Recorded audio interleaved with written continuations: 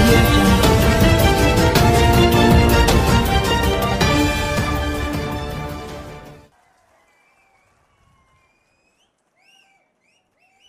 తెలుగువారి చరిత్ర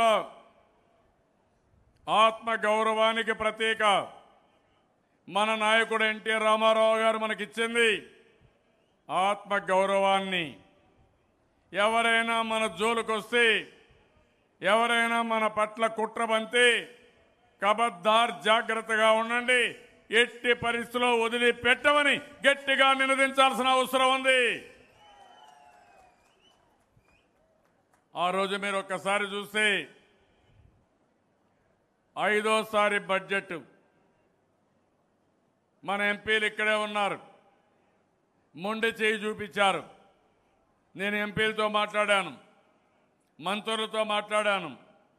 అందరూ ఒకే మాట చెప్పారు, వీళ్ళు మోసం చేస్తున్నారు, ఈ మోసానికి మనం బలి కావడానికి వీల్లేదు, ఇంకా మనం కూడా సిద్ధం కావాలని చెప్పి అందరూ కూడా ముక్త కంఠంతో ఏకీభవించారు. ఆ రోజు మీరు చూస్తే తెలుగుదేశం పార్టీకి ఎప్పుడూ అధికారం ముఖ్యం కాదు. కేంద్రంలో 2 మంత్రులు ఉన్నారు, 2 మంత్రులు రాజీనామా చేయమని ఆదేశాలు ఇచ్చాం.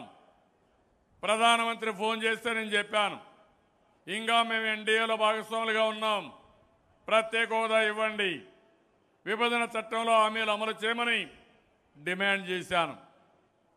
4 రోజుల తర్వాత ఫైనాన్స్ బిల్లు వచ్చింది, పట్టించుకోలేదు.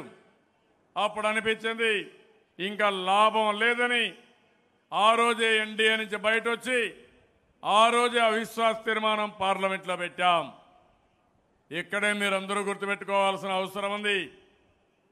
వైఎస్ఆర్ కాంగ్రెస్ పార్టీ ఉంది, మొదటి నుంచి కూడా నాటకాలు ఆడుతున్నారు. 2015లో రాజీనామాలు చేస్తామన్నారు ప్రత్యేక హోదా పైన, 16లో చెప్పారు, 17లో చెప్పారు. చిట్ట చివరిగా 18 ఏప్రిల్లో బడ్జెట్లో కానీ సమాధానం చెప్పకపోతే మళ్ళా చేస్తామని నాటకాలు వేశారు.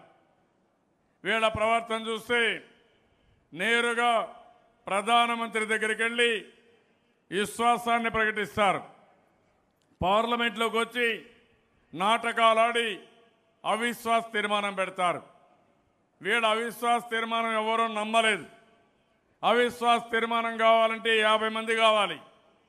ఆ రోజు నేను ఆలోచించిన తర్వాత వీళ్ళని నమ్ముకుంటే నష్టపోతాం, మనమే పెట్టాలని మనం అవిశ్వాస తీర్మానం పెడితే పెట్టిన రోజునే పార్లమెంట్లో 100 మంది పార్లమెంటు సభ్యులు దేశం మొత్తం సపోర్ట్ చేశారంటే అది తెలుగుదేశం పార్టీ విశ్వసనీయత.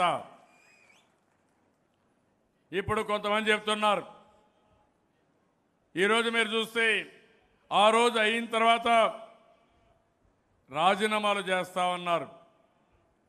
ఏప్రిల్ 6వ తారీఖున రాజీనామాలు చేస్తామని, రాజీనామాలు ఆమోదించుకుంటామని, ఎలక్షన్ నిలబడతామని చెప్పారు.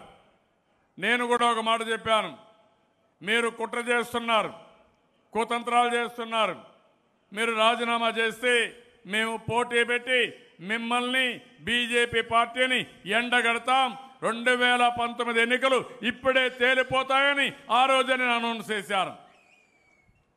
దాంతో వీళ్ళు భయపడిపోయి వీళ్ళు చేసిన నాటకాలు చూస్తే వాళ్ళ రాజీనామాలు ఆమోదించలేదు. నిన్న 29వ తారీఖున మామూలుగా ఆ రోజు కానీ రాజీనామాలు ఆమోదిస్తే 11 అసెంబ్లీ సీట్లు, 4 పార్లమెంట్ సీట్లకు బై ఎలక్షన్లు వచ్చాయి. ఆ రోజు తేలిపోయేది, కానీ అది పోస్ట్ పోన్ చేసి 29 మొన్న పోయారు. మళ్ళీ 29 చేసి సంవత్సరం లోపల ఉంటే ఎన్నికలు వస్తాయి కాబట్టి భయపడిపోయి ఇప్పుడు 5వ తారీఖు పెట్టుకోమని అక్కడే స్పీకర్ గారిని అడుక్కొని మళ్ళా 6వ తారీఖుకి పోస్ట్ పోన్ చేసుకున్నారు, వాయిదా వేసుకున్నారు. అంటే వీళ్ళ ఉద్దేశం ఒకటి, 4వ తారీఖు లోపల నిన్నటి లోపల రాజీనామాలు చేసి అది ఎన్నికల కమిషన్ అంటే ఉప ఎన్నికలు వచ్చేటివి. ఇప్పుడు ఉప ఎన్నికలు వచ్చే అవకాశం లేదు. ఇది లాలోచి, ఇది కుట్ర, రాజీనామాలు చేయాలి, ప్రజల దగ్గరికి పోవాలంటే భయం. అదే సమయంలో రాజీనామా నాటకమాడి ప్రజల్ని మభ్య పెట్టాలని ఆలోచన తప్ప ఇంకోటి లేదని చెప్పి కూడా నేను మీకు తెలియజేస్తున్నా. నేను అందుకని ఒకే విషయం మీరు గుర్తుపెట్టుకోవాలి. నిన్న కూడా నేను ఇవన్నీ చెప్తే వైఎస్ఆర్ కాంగ్రెస్ నాయకులు మాట్లాడుతున్నారు. వాళ్ళు మాట్లాడిన విధానం చూస్తే నేనే బీజేపీకి చెప్పి, సెంట్రల్ గవర్నమెంట్ చెప్పి వీళ్ళ రాజీనామాలు ఆమోదించకుండా చేశానని. ఇది అన్నింటికంటే పెద్ద జోక్. ఇది నేను చెప్తే సెంట్రీని కొంటే నేను ప్రత్యేక హోదా తెచ్చుకున్న తమ్ముళ్ళు, విభజన చట్టాన్ని అమలు చేయని తమ్ముళ్ళు, ఈరోజు మీ ఆడబిడ్డలు కానీ కుండోళ్ళు ఆలోచించాల్సింది, బీజేపీ వైఎస్ఆర్ కాంగ్రెస్ పార్టీ నాటకాలు ఆడుతున్నారు, రాష్ట్రానికి ద్రోహం చేస్తున్నారు. నేను అందుకే మిమ్మల్ని అడుగుతున్నా, కుట్రలో ప్రత్యక్షంగా పరోక్షంగా ఉండేవాళ్ళని, పాత్రదారుల్ని, సూత్రధారుల్ని రేపు ఎన్నికల్లో చిత్తుగా ఓడించి గుణపాఠం చెప్పి మన కసి కక్షను నిరూపించుకుంటామని చెప్పాల్సిన అవసరం ఉంది. నేను అడుగుతున్నా మిమ్మల్ని, మీకు అర్థమైందా లేదా అని మిమ్మల్ని అడుగుతున్నా. వైఎస్ఆర్ కాంగ్రెస్ బీజేపీ కలిశారా లేదా అని మిమ్మల్ని అడుగుతున్నా. కలిశారు అనుకుంటే చేలు పైకెత్తి కలిశారు అని చెప్పండి. అంటే ఎవరిని మోసం చేస్తానని అడుగుతున్నా. నా మీద ఇష్టానుసారంగా మాట్లాడతారు. తిరుపతి మీటింగ్లో ఒక మాట ఇచ్చాను, కర్ణాటక ఎన్నికలు జరుగుతున్నాయి, ఆంధ్ర రాష్ట్రానికి అన్యాయం జరిగింది, జన్మభూమి స్ఫూర్తిగా ఆలోచించండి. ఎక్కడ తెలుగువాడున్నా మనకు అన్యాయం చేసిన వారికి గుణపాఠం చెప్పమని పిలిపించాను. కర్ణాటకలో తెలుగువాళ్ళు స్పందించారు, అందుకే బీజేపీ గెలవలేదు. ఆ తర్వాత మీరు చూస్తే అదే ఎన్నికల్లో వైఎస్ఆర్ కాంగ్రెస్ పోయి బీజేపీకి ప్రచారం చేశారు.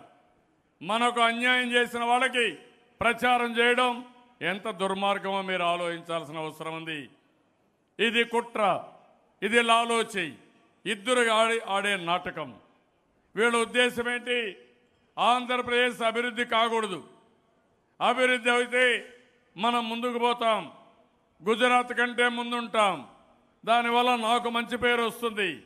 కాబట్టి అభివృద్ధి కాకపోతే వీళ్ళ ఆటలు సాగుతాయనుకుంటున్నారు. ఈరోజు వీళ్ళు సహకరించలేదు. దేశంలో నెంబర్ 1 ఎవరంటే అభివృద్ధిలో మనమే. ఆర్థిక రంగంలో 10.5% వచ్చాం.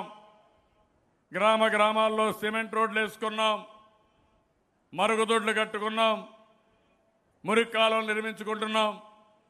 ఇంకో పక్క ఇంటింటికి నీళ్లు ఇస్తాం, అన్ని రోడ్లు పరిశుభ్రంగా పెట్టాం, సంక్షేమ కార్యక్రమాలకు పెద్దపీట వేసాం. భారతదేశంలో 3% వ్యవసాయ అభివృద్ధి ఉంటే మన దగ్గర 18% అభివృద్ధి చేసుకున్నాం.